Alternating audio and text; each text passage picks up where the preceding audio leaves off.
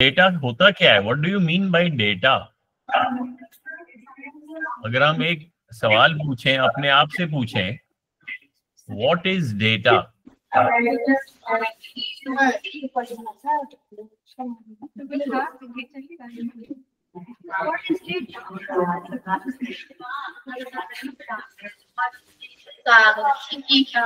कौन बताएगा डेटा? या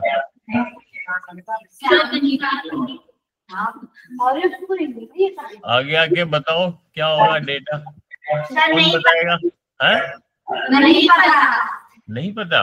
अच्छा, जैसे मान लो मैं कुछ नंबर्स लिखता हूँ, अगर मैं ये नंबर लिखता हूँ, चलो मैं 1 मिनट में यहाँ एक मिनट रुक जाओ, मैं इसको थोड़ा, मैंने डेटा बच्चों को पढ़ाया था, वहां से ही मैं आपको दिखाता हूँ, वो थोड़ा इजी होगा।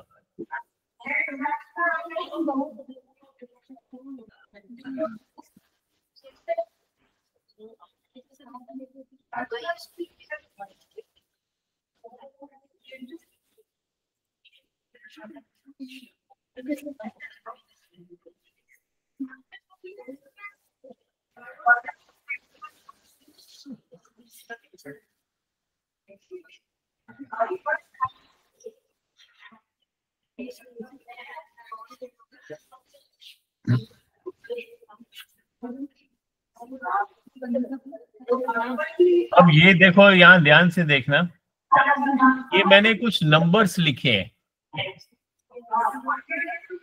क्या नंबर लिखे हैं? हाँ, अगर अब मैं पूछूंगा आप इन नंबर्स को देखो और मेरे को बताओ ये क्या है? संख्या है? क्या कहा?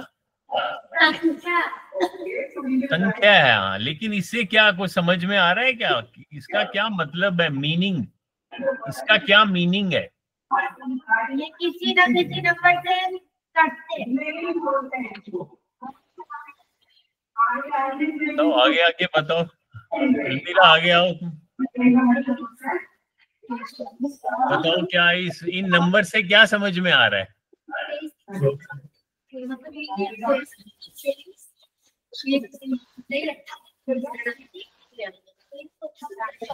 इसको समझ आ रहा है? नंबर से क्या समझ में आ रहा है?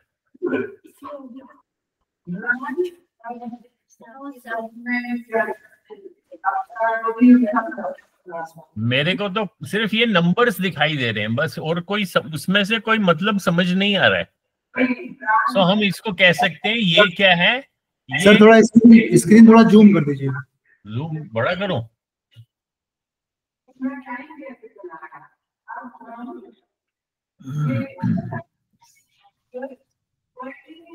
अब ठीक है?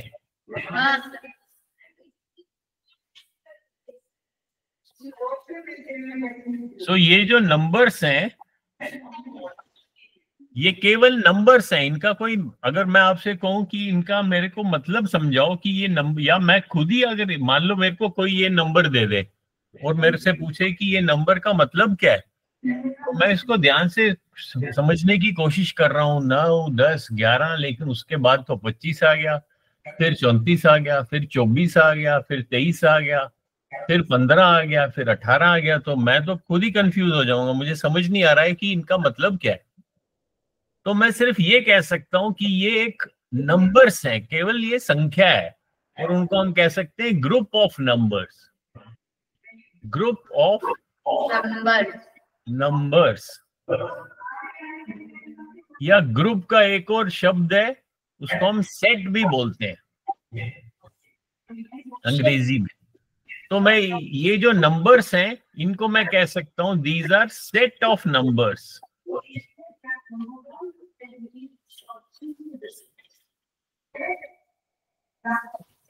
कि एक नंबर्स का एक समूह है। बस मुझे तो इतना ही समझ में आ रहा है, उसके अलावा मुझे समझ नहीं आ रहा है। अब इन्हीं नंबर्स को, नंबर्स कौन कौन से हैं? 9, 10, 11, 25, इन्हीं नंबर्स को मैं अलग तरीके से लिख रहा हूं।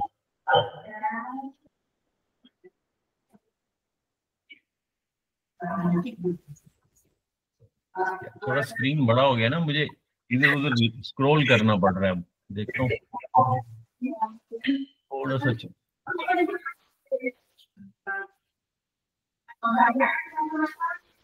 अब यही नंबर्स जो मैंने ऊपर लिखे थे, इन्हीं नंबर्स को मैंने थोड़ा सा अलग तरीके से लिख दिया। मैंने क्या लिख दिया, ऊपर एक यही सेम नंबर्स हैं, अगर आप ध्यान से देखो ऊपर यही नंबर थे 9, 10, 11, 25, 24, 15, 29, 23, 18।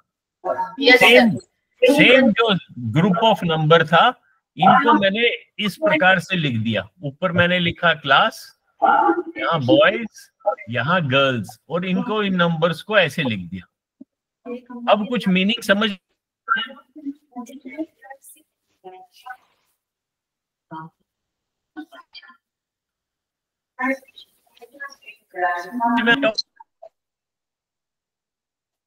कुछ लोगों से मेरे को बताओ 10वीं कक्षा में कितने स्टूडेंट्स थे या कितने स्टूडेंट्स हैं?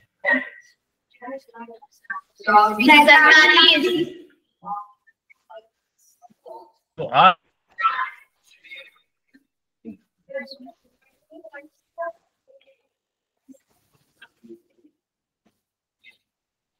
आप इन दो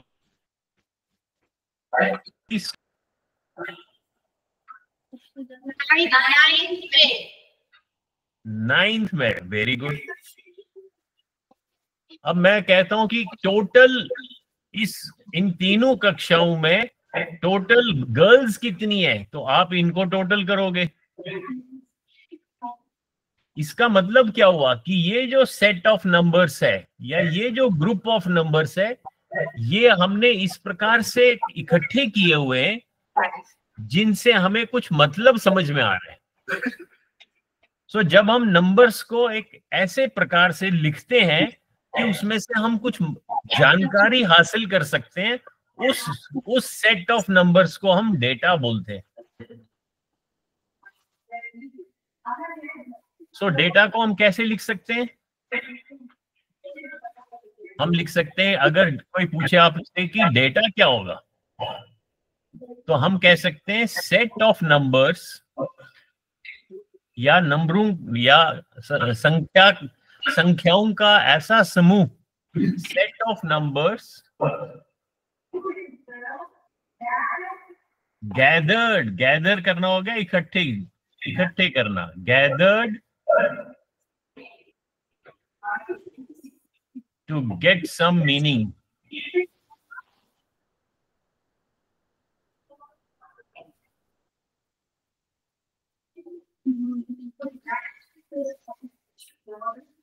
या मीनिंग बोलो या इंफॉर्मेशन बोलो।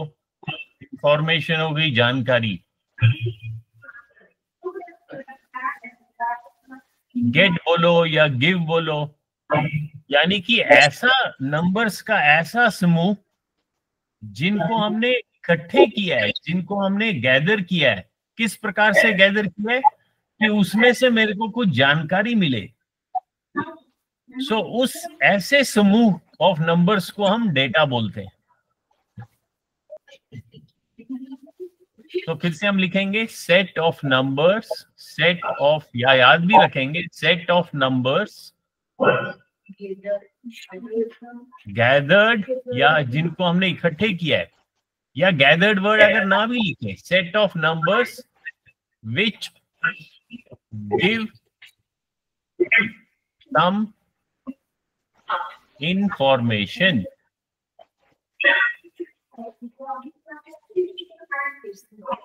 कि ऐसा नंबर्स का ऐसा समूह जो हमें कुछ जानकारी दे, उसको हम डेटा बोलेंगे। ठीक है, ये तो बहुत इजी है। लेकिन अगर उन नंबर्स को, जैसे मैंने लिखा 8, 9, 5, अगर मैंने केवल इतना ही लिखा तो ये तो मुझे समझ नहीं आ रहा है कि इसमें इसका मतलब क्या है।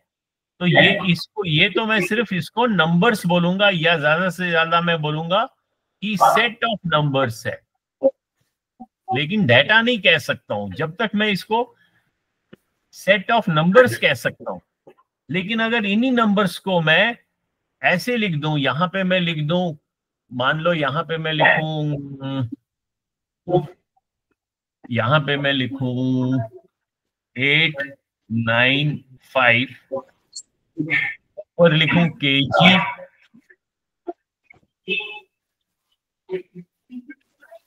और यहां पे मैं लिखूं कुछ भी लिखूं, बैट,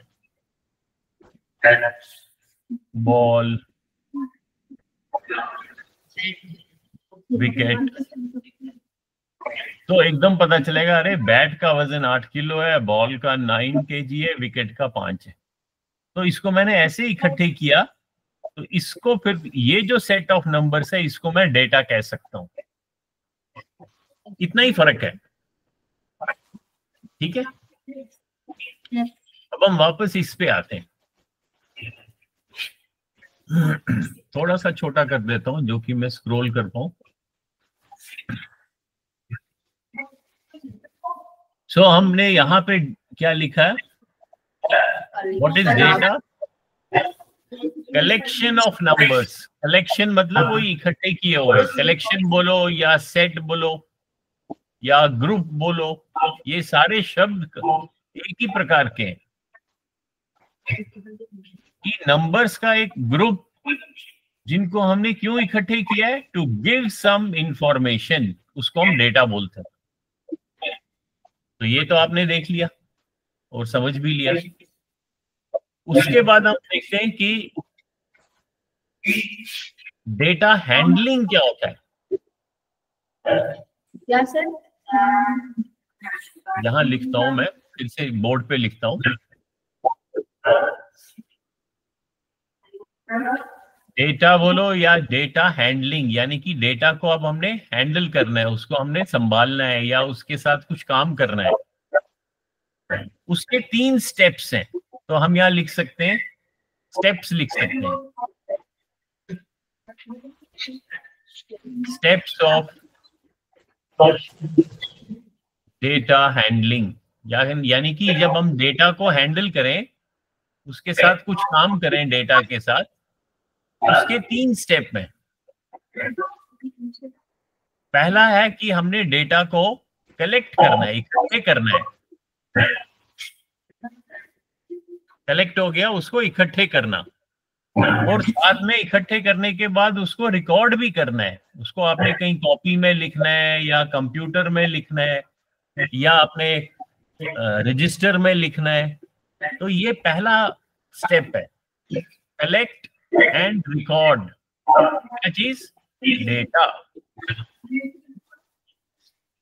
दूसरा है कि जब आपने कलेक्ट कर लिया, उस डेटा को इकट्ठे किया या आपने कहीं पे उसको रिकॉर्ड किया, फिर उसको आपने प्रेजेंट करना है। प्रेजेंट मतलब उसको किसी को दिखाना है, दर्शाना है या स्पष्ट करना है। तो ये दूसरा स्टेप है। और तीसरा स्टेप है, टोटल 3 स्टेप है। तीसरा है उसमें से जो अब आपने मान लो पहले डेटा को इकट्ठे किया, फिर उसको किसी जगह पे आपने रिकॉर्ड किया, फिर किसी को आपने दिखाया। मान लो आपको आपकी प्रिंसिपल मैम ने बोला है कि जाओ आप अपने स्कूल में से ये जानकारी इकट्ठे करो।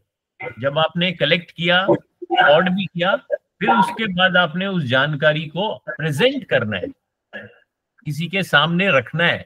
मान लो प्रिंसिपल मैम के सामने आपने उसको दिखाना है, तो वो प्रेजेंट हो गया। प्रेजेंट के बाद उस डेटा में से हमने मीनिंग, उसमें से हमें जानकारी हासिल करना है, उसको अंग्रेजी में कहते हैं इंटरप्रेट।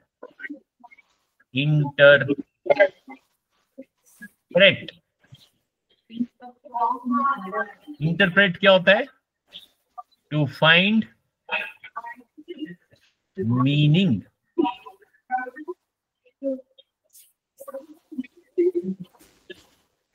कि किसी चीज में से, उसमें से जानकारी हासिल करना या उसमें से मतलब निकालना, उसको हम कहते हैं इंटरप्रेट करना। तो ये 3 स्टेप्स हैं। पूरे डेटा हैंडलिंग में आप कोई भी क्लास में पढ़ो या क्लास के बाहर पढ़ो या डेटा, आजकल डेटा हैंडलिंग तो बहुत बड़ा सब्जेक्ट बन गया, काफी इंपॉर्टेंट बन गया। और बड़ी कक्षाओं में डेटा हैंडलिंग को हम एक और शब्द से बोलते हैं, उसको बोलते हैं स्टैटिस्टिक्स। यानी कि डेटा को कैसे इस्तेमाल किया जाए उसको बोलते हैं स्टैटिस्टिक्स।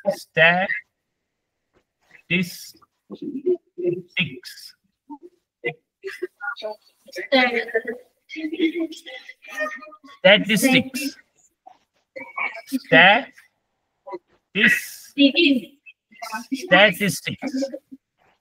तो स्टैटिस्टिक्स एक अलग फील्ड है, इसमें लोग ग्रेजुएशन भी करते हैं, आगे काफी पढ़ाई होती है। डेटा जो है आजकल बहुत इंपॉर्टेंट है, डेटा।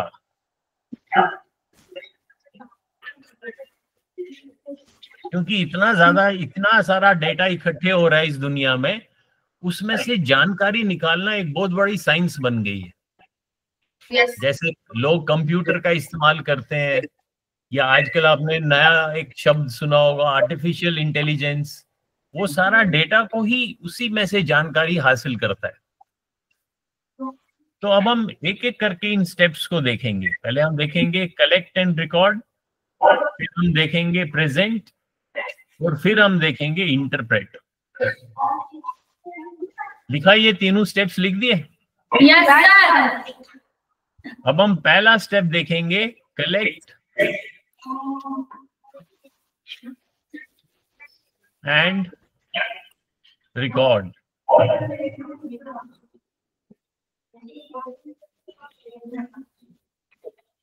अब मान लो मैंने, क्योंकि सामने अलमीरा ही दिखती है तो अलमीरा को एक काम दे दिया। मैंने अलमीरा को बोला कि आप अपनी क्लास में अपनी फ्रेंड के पास जाओ और उनसे पूछो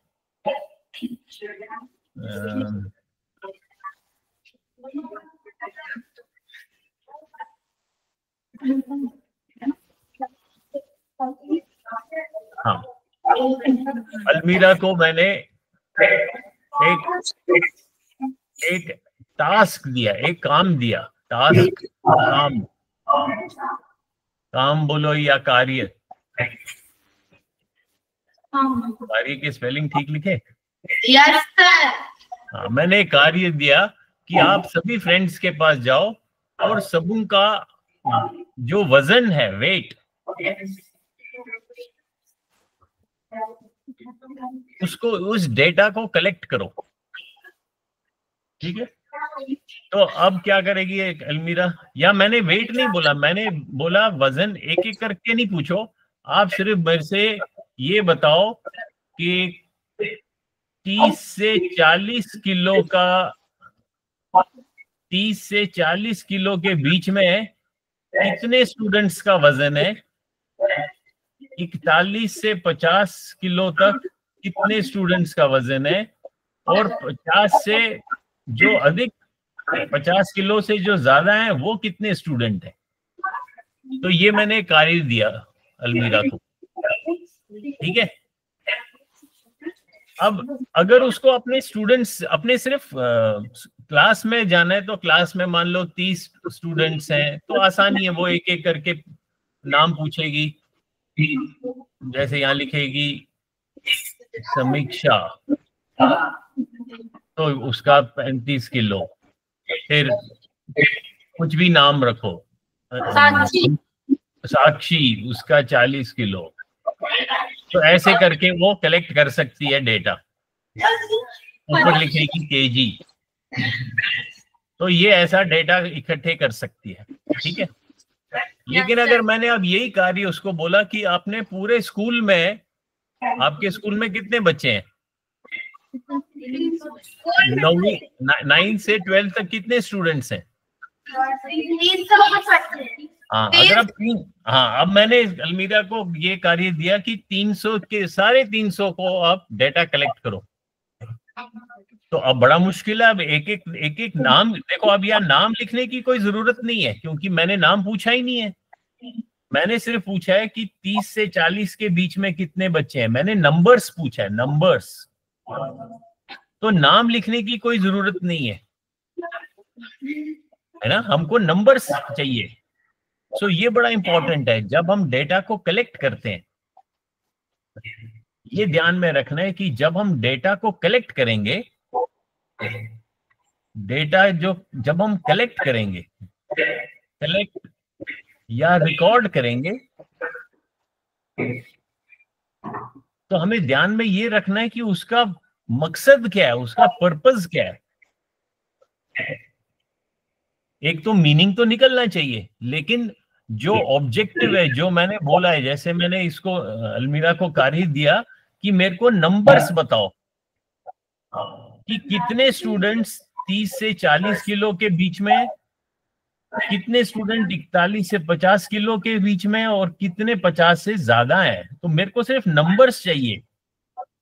और अगर ये एक एक नाम लिखने लगी तो वो इंफॉर्मेशन मेरे को चाहिए ही नहीं, वो तो मैंने इसे मांगी ही नहीं है। इसलिए जब भी डेटा को कलेक्ट करना है या रिकॉर्ड करना है तो हमें ये बहुत इंपॉर्टेंट है, ये याद रखना है कि वो उस किस कार्य से, उसका पर्पस क्या है, हम क्यों कलेक्ट कर रहे हैं। तो ये जो क्यों है ना, या इंग्लिश में अगर हम लिखेंगे वाई, इसको ध्यान में बहुत इंपॉर्टेंट है जब भी हम डेटा को कलेक्ट करेंगे। सो अब अलमीरा कैसे कलेक्ट करेगी, एक टेबल बनाएगी।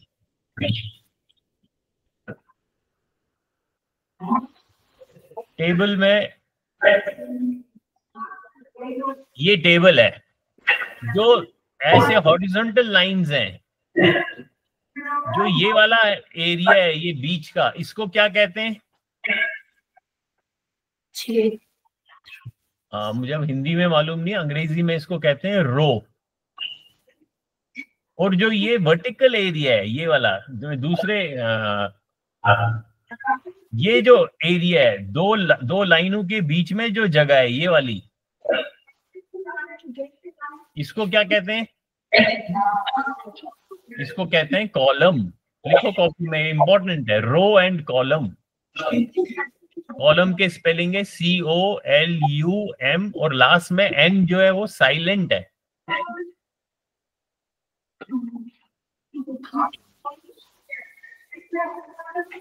सो अभी ये जो टेबल है, अगर हम इस टेबल को देखें, इसमें कितने कॉलम है और कितने रोज हैं? 2 कॉलम में 3 रो। हाँ, वेरी गुड। सो ये मेरा कॉलम 1, ये कॉलम 2, ये रो 1, रो 2, रो 3। सो जो टेबल है ये बहुत इंपॉर्टेंट है, किस चीज के लिए? रिकॉर्ड करने के लिए, कलेक्ट करने के लिए, डेटा को कलेक्ट करने के लिए और रिकॉर्ड करने के लिए। और बाद में हम देखेंगे इवन प्रेजेंट करने के लिए भी टेबल का इस्तेमाल किया जाता है। सो हम कैसे इसको कलेक्ट करेंगे? जो मैंने कार्य दिया, मैंने क्या, मान लो प्रिंसिपल ने दिया अलमीरा को कार्य, तो इसने जल्दी से एक टेबल बनाया अपनी।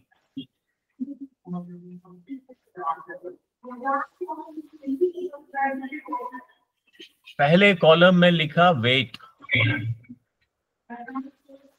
और ब्रैकेट में उसका यूनिट भी लिखा kg। फिर यहां पे लिखा 30 से 40। फिर दूसरे रो में लिखा 41 से 50, और तीसरे में लिखा मोर देन 50, क्योंकि यही इसको कार्य दिया था। और यहां पे लिखा, दूसरे कॉलम में लिखा नंबर ऑफ स्टूडेंट्स। तो ये अब टेबल बन गया। अब ये कॉपी में इसने एक टेबल बनाया, और ये हर स्टूडेंट के पास एक एक करके जा रही है। अब 300 बच्चे हैं, पहले से पूछा, आपका वेट कितना है, वो बोल रही है 42, तो वो यहाँ पे लिखा जाएगा। अब हमको सिर्फ नंबर चाहिए, उसका नाम नहीं चाहिए। तो ये क्या करती है, अब यहाँ पे उसने एक लकीर खींची, फिर दूसरे से पूछा आपका वेट, उसने कहा 35, तीसरे से 52, चौथे से 45, 46, 38। अब आप देखना मैं कौन से कॉलम, कौन से रो में लिख रहा हूं, क्योंकि मेरे पास ये एक, इसको हम कहते हैं, इस चीज, जिस चीज को हमने नापना है, इसको हम कहेंगे डेटा पॉइंट। ये बाद में हम पढ़ेंगे। ये जो एक ये चीज है, ये एक डेटा पॉइंट है जिसको हम नाप रहे हैं, डेटा पॉइंट। इसी तरीके से करते करते ये लकीर लगाते जाएगी। तो जब ये 300 हो जाएंगे, यहाँ कई सारे, यहाँ पे बहुत सारी लाइनें हो जाएंगी, यहाँ पे भी हो जाएंगी, यहाँ पे भी हो जाएंगी।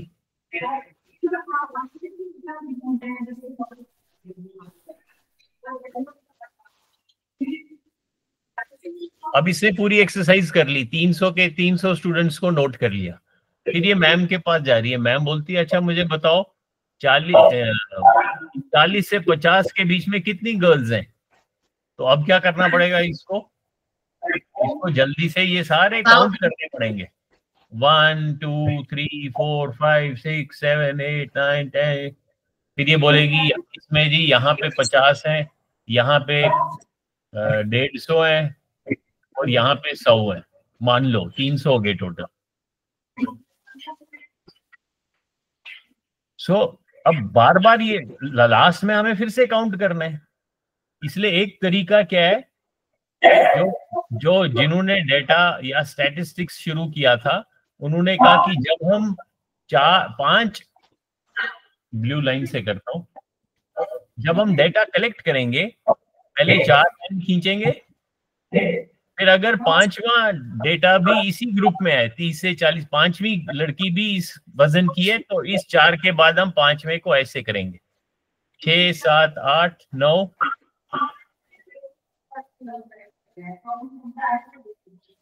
उससे फायदा क्या है कि जब हमें टोटल करना है, अब देखो यहाँ का टोटल एकदम पता चलेगा। ये 5 है, 1 2 3, 5 दिया 15 और 3 18। तो ये ऐसे करके हमें डेटा कलेक्ट करना है, 5-5 का ग्रुप बनाना है। और जो ये लाइंस हैं, ये जो लकीरें हैं, इन सबों को हम बोलते हैं, लिखो कॉपी में, टैली मार्क। टैली मार्क, ऐसे ये जो लकीरें हैं इनको टैली मार्क बोलते हैं।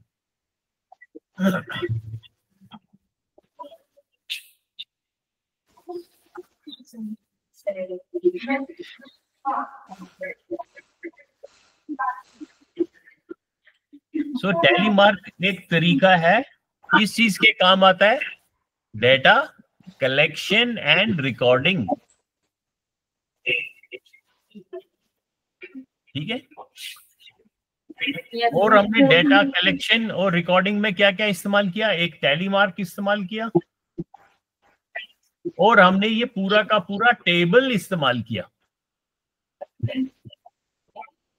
सो अगर हम एक और यहाँ पे कॉपी में लिखता हूं मैं, चलो यहाँ दिखा। अब वापस मैं जाता हूं दूसरे बोर्ड पे। तो हमने देखा, पहले छोटा कर दो ये, वरना मेरे को ये कनेक्ट कर देते।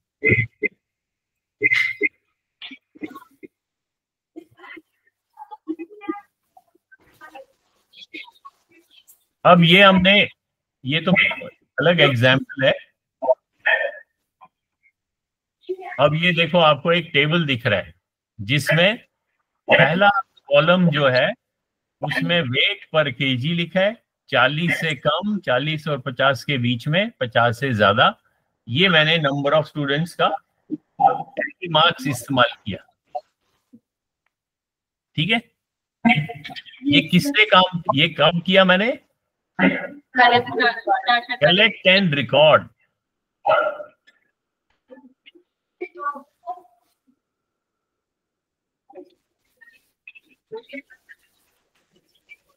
उसके बाद अब ये किसने कलेक्ट किया है डेटा? ये डेटा किसने कलेक्ट किया है?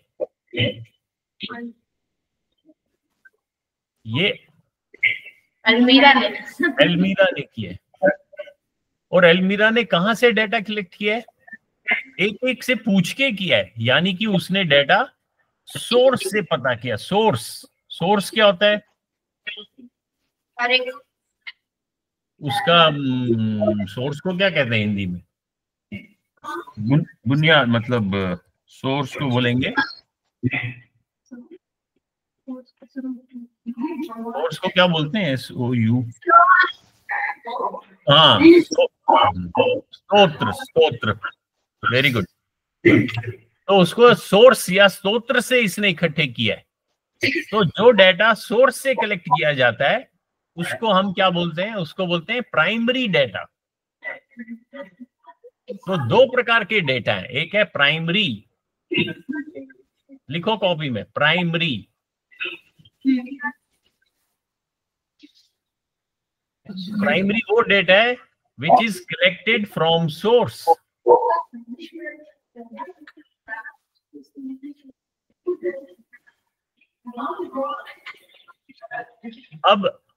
अब दूसरा एग्जाम्पल, दूसरा उदाहरण ये है कि ये जो डेटा है, मान लो ये डेटा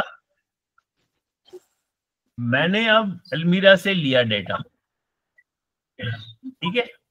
अलमीरा के लिए ये प्राइमरी डेटा है क्योंकि उसने सोर्स से इकट्ठे किया। अब मेरे को प्रिंसिपल मैम ने काम दिया कि अच्छा आपने ये अलमीरा ने डेटा कलेक्ट किया,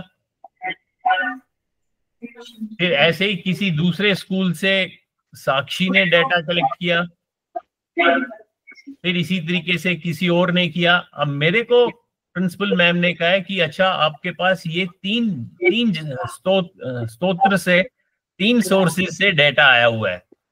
अब मैं यहाँ पे बैठा हूं, अब मेरे लिए जो ये डेटा है ये प्राइमरी डेटा नहीं है क्योंकि ये मैंने इकट्ठे नहीं किया, किसी और ने इकट्ठे किया है।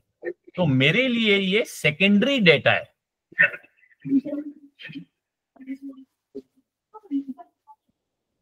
ये लिखो दूसरा नंबर, सेकेंडरी।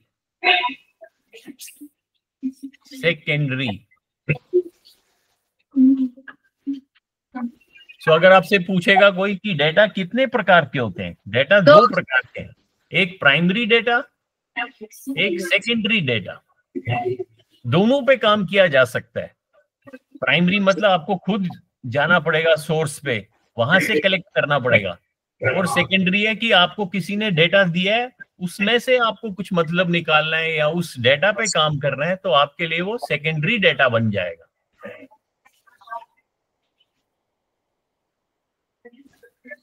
तो हमने देखा जब हम डेटा कलेक्ट करते हैं हम क्या क्या इस्तेमाल करते हैं। एक हम टैली मार्क्स इस्तेमाल करते हैं और हम एक टेबल इस्तेमाल करते हैं। 2 चीजों का इस्तेमाल कर रहे हैं हम। कब? जब हम कलेक्ट कर रहे हैं।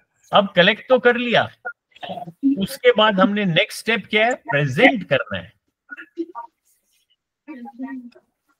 अब अलमीरा ने इकट्ठे किया डेटा, अब जब ये प्रिंसिपल मैम के पास जाएगी, ये क्या करेगी? उनको उस डेटा को प्रेजेंट करेगी, दिखाएगी। तो वो दूसरा स्टेप है, स्टेप नंबर 2।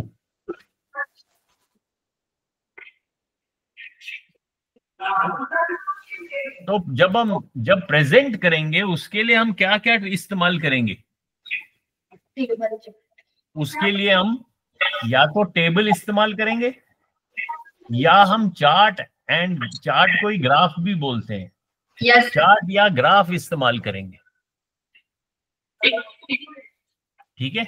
Yes sir. तो हम टेबल तो हमने देख लिया, टेबल में रोज एंड कॉलम्स होंगे।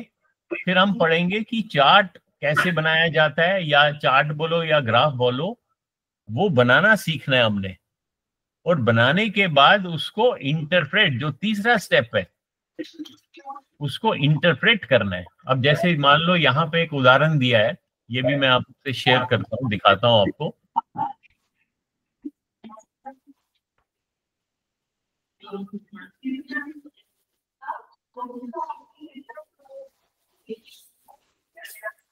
इसको थोड़ा छोड़,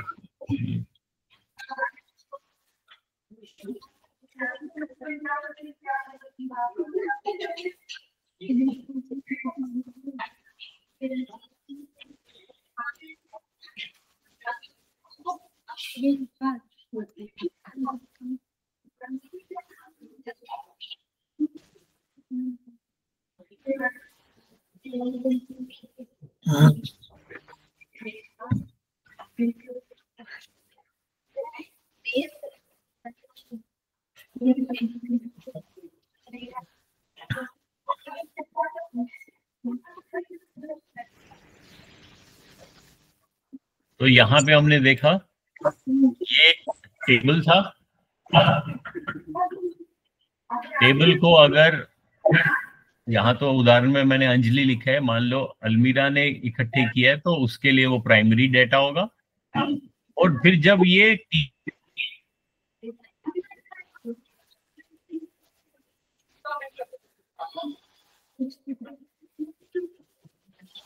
टीचर को, मैं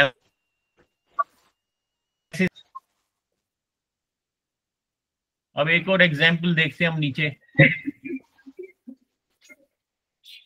अब यहाँ जो ये टैली मार्क्स थे, इनको जब हमने इकट्ठे किया, जैसे मान लो ये पहले में लेस देन 40 में कितने स्टूडेंट्स हैं, ये 5 का सेट है, 1 2 3, 15 और 2 17, तो मैं आगे 17 लिखूंगा, ऐसे ही इसका नंबर आगे लिखूंगा। तो मैंने ये यहाँ पे अब डेटा बनाया। इस डेटा, इसको देखो ध्यान से, ये टेबल को, जो ये नंबर लिखा है मैंने कि 40 से कम 17 स्टूडेंट हैं, 40 से 50 10 स्टूडेंट हैं, 50 से ज्यादा 18 स्टूडेंट हैं। अब ये जो है मेरा, जैसे मैंने आप लोगों को बोला, जो जिस चीज के बारे में जानकारी इकट्ठे की कि 40 से कम स्टूडेंट, ये जो एक इंफॉर्मेशन इकट्ठे की मैंने, इसको हम बोलते हैं डेटा पॉइंट।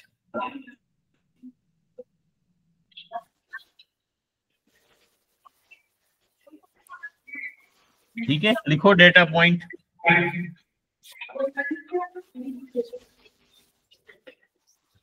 यानी कि जब आपने डेटा इकट्ठे किया, ये जो डेटा पॉइंट था, कौन सा डेटा पॉइंट, 40 से कम वजन, ये कितनी बारी आया, 17 बारी आया, क्योंकि 17 स्टूडेंट्स का वजन 40 से कम था। दूसरा डेटा पॉइंट 40 से 50, वो 10 बारी,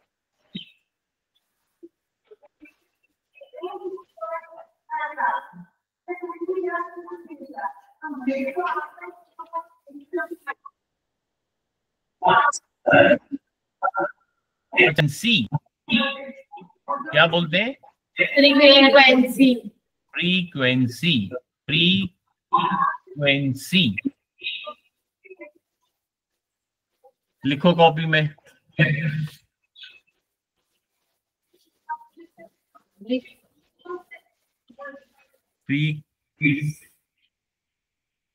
फ्रीक्वेंसी को क्या बोलते हैं हिंदी में, आवृत्ति, बारंबारता, है बारंबारता। हाँ। सो ये जो नंबर है, इसको हम फ्रीक्वेंसी बोलेंगे। यानी कि फ्रीक्वेंसी हमें क्या बताता है कि कोई भी डेटा पॉइंट कितनी बारी रिकॉर्ड किया गया। जैसे ये डेटा पॉइंट है, ये जब रिकॉर्ड किया, जब डेटा कलेक्ट कर रहे थे, ये 10 बारी आया। ये जो डेटा पॉइंट है, ये 18 बारी आया। यानी कि इस डेटा पॉइंट का फ्रीक्वेंसी कितना है, 18। इस डेटा पॉइंट की फ्रीक्वेंसी कितनी है? 17। समझ में आ रहा है?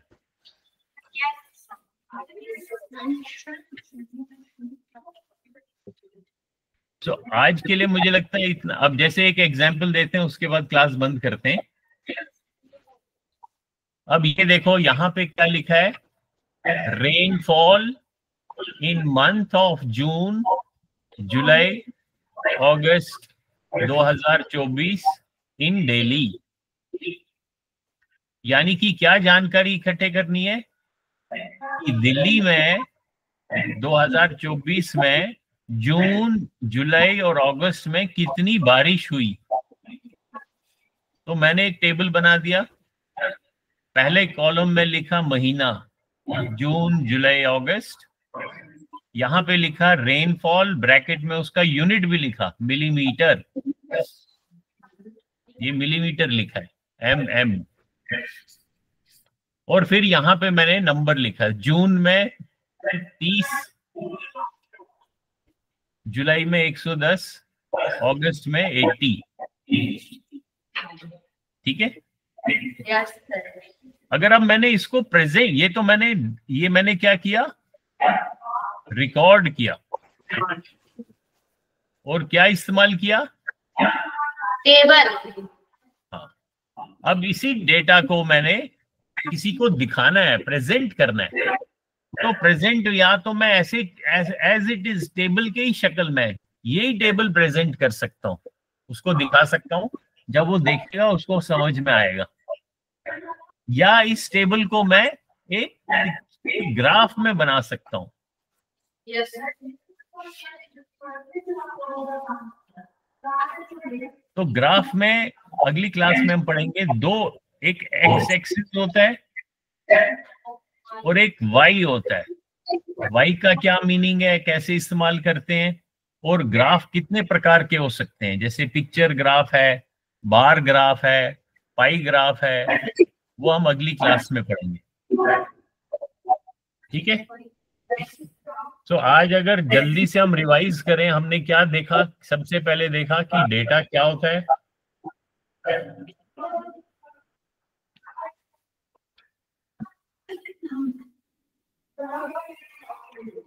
फिर हमने देखा कि डेटा हम क्यों, उसका क्यों इंपॉर्टेंट है, ये हमें हमेशा दिमाग में रखना चाहिए कि उसको क्यों कलेक्ट कर रहे हैं। फिर हमने डेटा के 3 स्टेप्स देखे। एक स्टेप बताओ जल्दी जल्दी।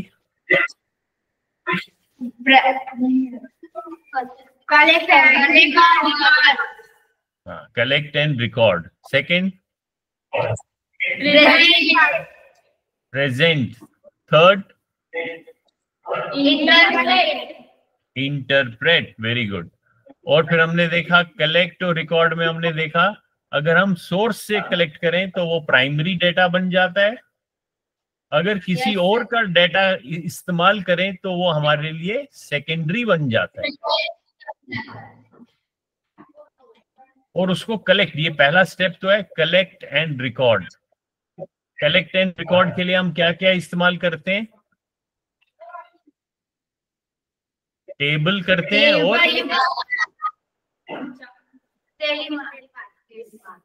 टैली मार्क्स को इस्तेमाल करते हैं। और दूसरा जो ये दूसरा स्टेप था प्रेजेंट, इसके लिए हम क्या क्या इस्तेमाल करते हैं? टेबल करते हैं और चार्ट एंड ग्राफ। चार्ट बोलो या ग्राफ बोलो, इन दो को इस्तेमाल करते हैं।